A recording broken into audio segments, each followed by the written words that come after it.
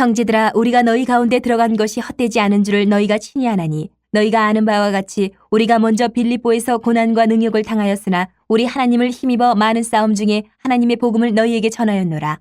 우리의 권면은 간사함이나 부정에서 난 것이 아니요 속임수로 하는 것도 아니라 오직 하나님께 옳게 여기심을 입어 복음을 위탁받았으니 우리가 이와 같이 말함은 사람을 기쁘게 하려 함이 아니요 오직 우리 마음을 감찰하시는 하나님을 기쁘시게 하려 함이라. 너희도 알거니와 우리가 아무 때에도 아첨하는 말이나 탐심의 탈을 쓰지 아니한 것을 하나님이 증언하시느니라.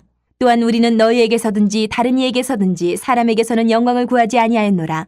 우리는 그리스도의 사도로서 마땅히 권위를 주장할 수 있으나 도리어 너희 가운데서 유순한 자가 되어 유모가 자기 자녀를 기름과 같이 하였으니 우리가 이같이 너희를 사모하여 하나님의 복음뿐 아니라 우리의 목숨까지도 너희에게 주기를 기뻐함은 너희가 우리의 사랑하는 자 됨이라.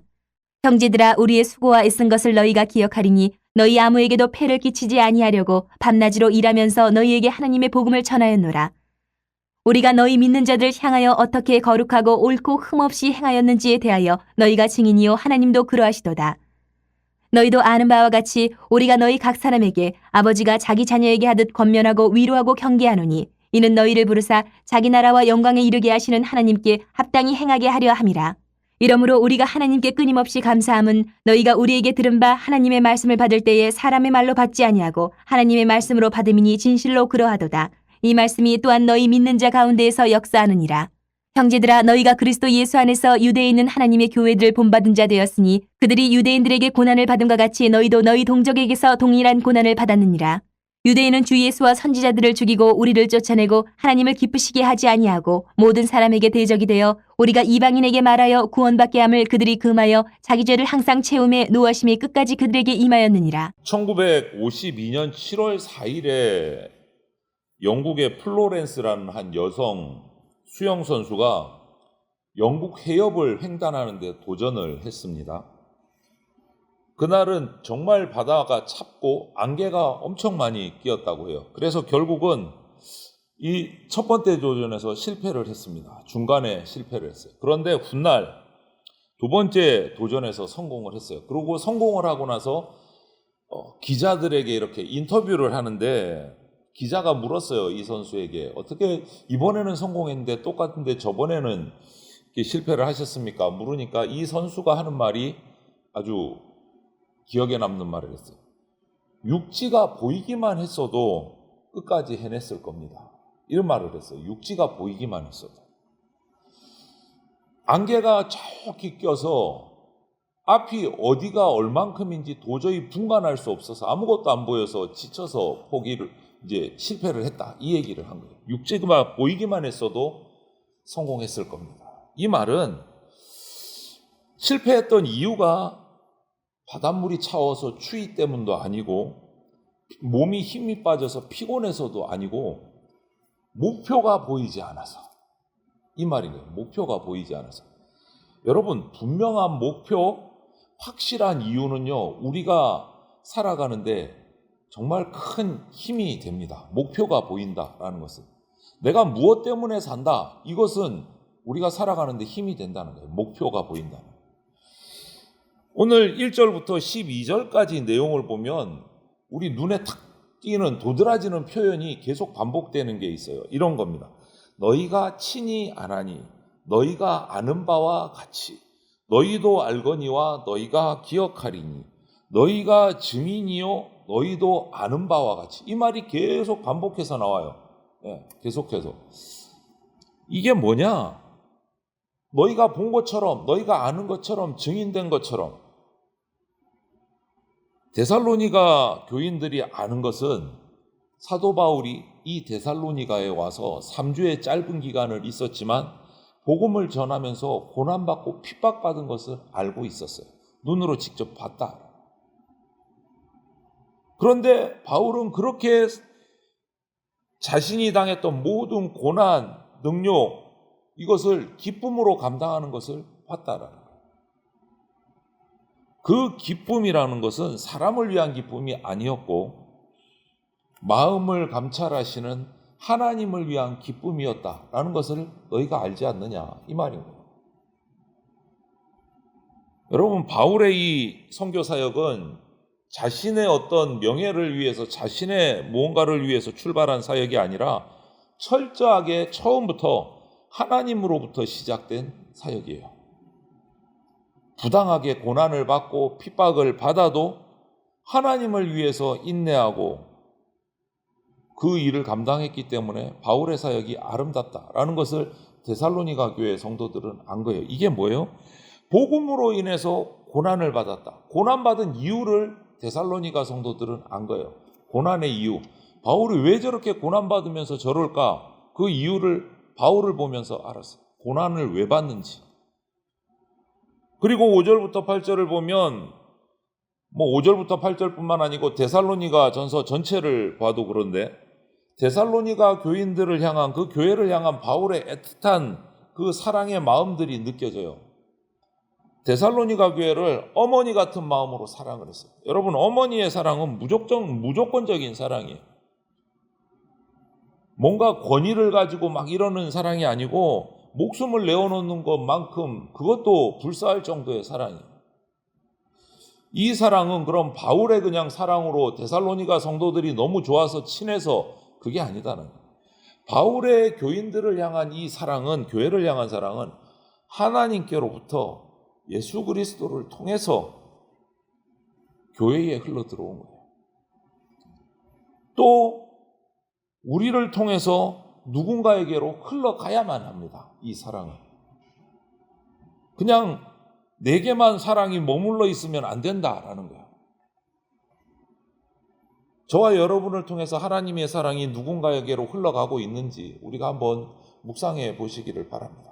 바울처럼 하나님의 부르심을 받았습니다. 예수 그리스도의 그 피 흘린 십자가의 사랑을 자기가 경험했습니다. 그래서 교인들에게 흘려보냅니다.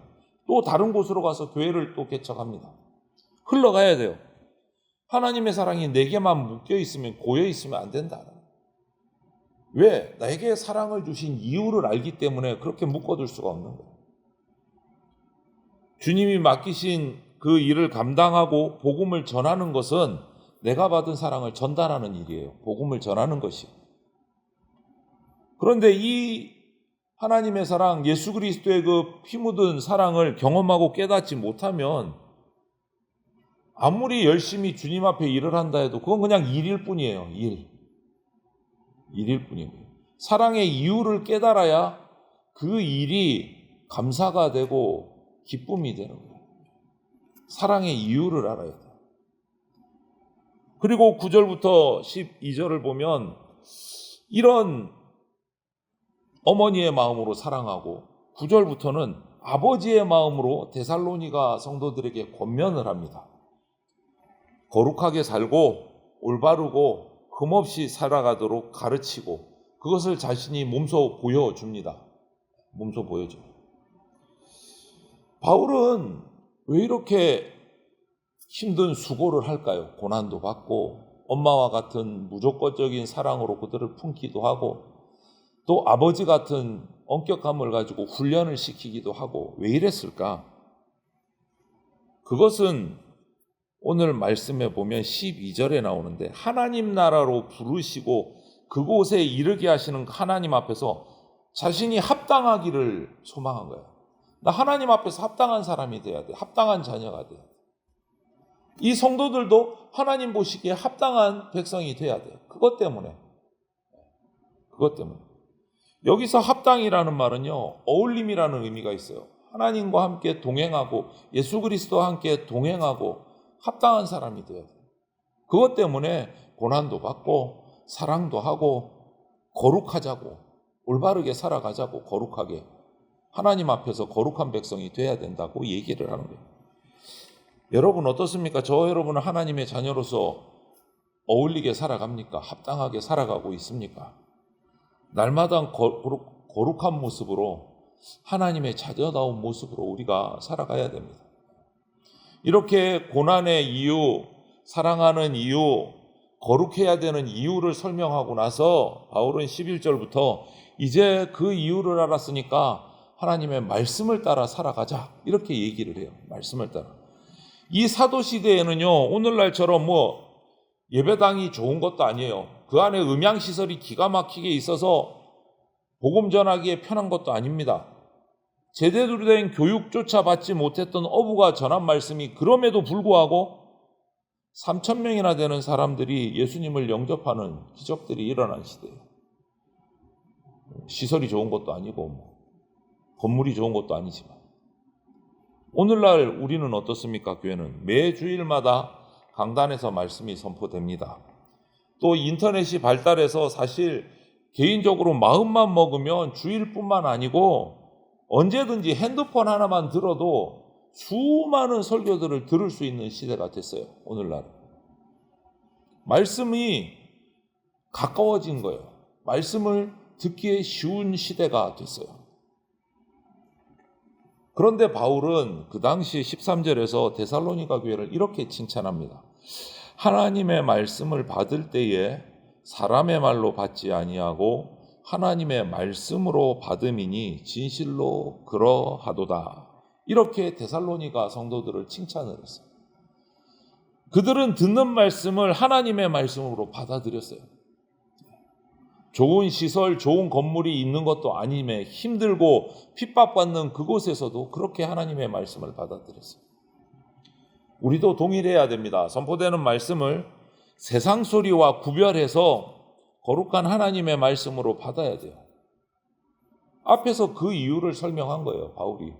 왜 고난받는지, 왜 사랑하는지, 왜 거룩해야 되는지를 설명을 하고 이 하나님의 말씀대로 살 것을 권면하고 있는 거예요.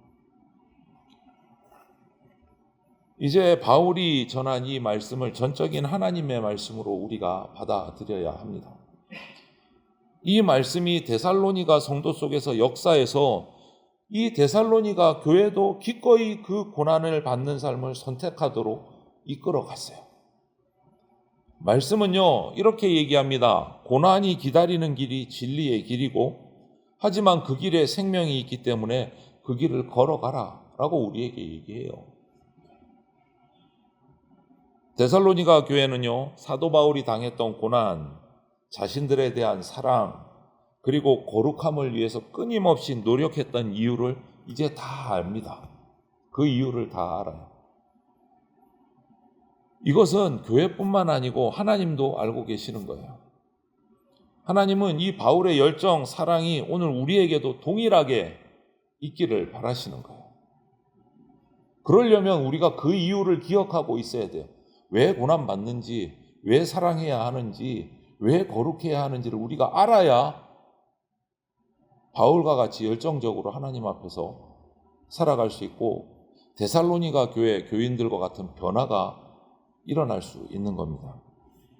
여러분, 우리 오늘 이 말씀을 통해서 우리가 택함 받고 우리를 자녀로 부르시고 복음의 일꾼으로 세상에 파송하신 이유를 잘 기억하고 알아서 이제 그것을 우리가 또 전하고 나누는 그러한 복음의 일꾼들로 살아갈 수 있게 되기를 주님의 이름으로 축원을 드립니다. 아멘.